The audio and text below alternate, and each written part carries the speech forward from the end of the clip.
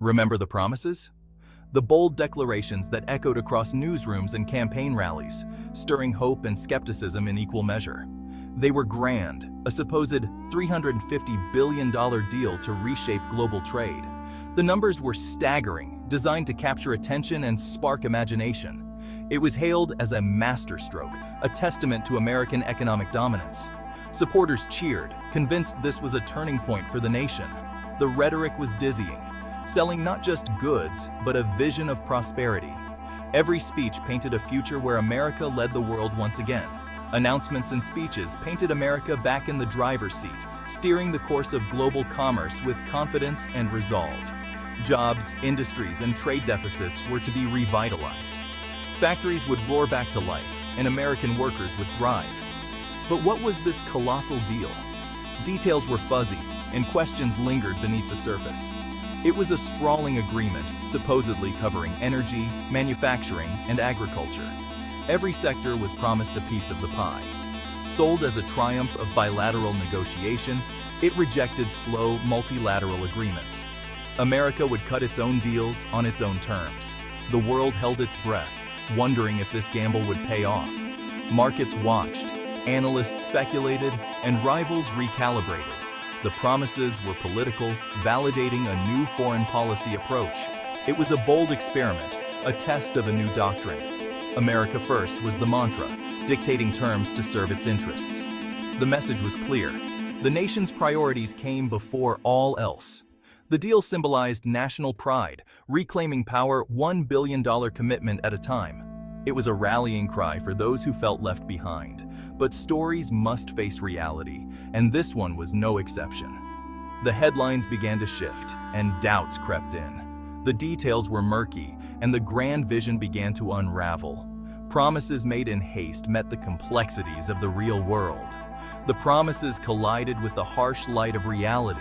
Scrutiny intensified, and the cracks became impossible to ignore. The deal, once a symbol of strength, became a tale of overreach. Hopes faded, replaced by uncertainty and regret. The tower of promises swayed, facing the unforgiving truth. In the end, only time would reveal what, if anything, would remain standing. Optimism was infectious, electric. It surged through boardrooms, echoed across trading floors, and radiated from every headline. Wall Street analysts were cautiously bullish, and the stock market flickered with excitement. Investors watched every tick, hoping for the next big leap. The administration's supporters hailed it as a negotiation masterclass, a display of strategic brilliance that would reshape the landscape. The air was thick with victory, even before a single ship left port. Anticipation hung heavy, as if success was already guaranteed. The deal was a win-win, with factories, energy contracts, and agricultural products promised. Every sector seemed poised to benefit, fueling even more hope. The narrative drowned out skeptical voices, momentum carrying it forward. Doubts were brushed aside in the rush to celebrate. The business community saw dollar signs, a $350 billion injection too tantalizing to ignore. The promise of growth was irresistible. Every positive headline was celebrated, skepticism dismissed as fake news. The mood was buoyant, almost euphoric. The deal was a powerful tool for rallying the base, projecting strength and unity to the nation. Optimism was a core strategy, aiming for a self-fulfilling prophecy. The belief was that confidence alone could drive real results. A bold, if ultimately flawed, strategy, one that would soon be tested by reality. Cracks appeared, small at first, but quickly spreading, impossible to ignore. Missed deadlines piled up, revised projections became the norm, and the grand promises that once inspired hope now collided head-on with a stubborn reality. The other countries' officials contradicted the carefully crafted narrative, instead emphasizing their own long-term goals and priorities. The deal's foundation, once thought solid, now felt like quicksand, shifting, unstable, and treacherous. Economists and analysts pointed out mounting logistical hurdles, tangled supply chains, and misaligned regulatory frameworks that threatened progress. The numbers, once touted as achievable, now seemed more aspirational than realistic, raising doubts at every turn. Strategic missteps became apparent, with heavy-handed negotiation tactics backfiring and proving disastrous for all involved. The other party, sensing instability, sought to wriggle out of commitments, diversifying trade partners and exploring new alliances. America First soon led to America Alone, as former allies drifted away and the boardrooms emptied. Political winds shifted dramatically, and blame shifting became the order of the day, fueling a storm of uncertainty. The administration accused the other side of acting in bad faith, while domestic opposition found its voice, growing louder and more critical. The deal, once hailed as a symbol of strength and unity, now stood as a monument to incompetence and missed opportunities. The Tower of Promises swayed precariously, facing the harsh, unforgiving light of reality and public scrutiny. In the end, the beautiful narrative unraveled completely, exposing the uncomfortable truth beneath the surface. The unraveling was slow, a cascade of failures. Key sectors felt the pain, with promised agricultural purchases never materializing. Farmers faced overflowing silos and plummeting prices. Energy exports hit logistical bottlenecks and shifting demand. The grand vision dismantled piece by piece.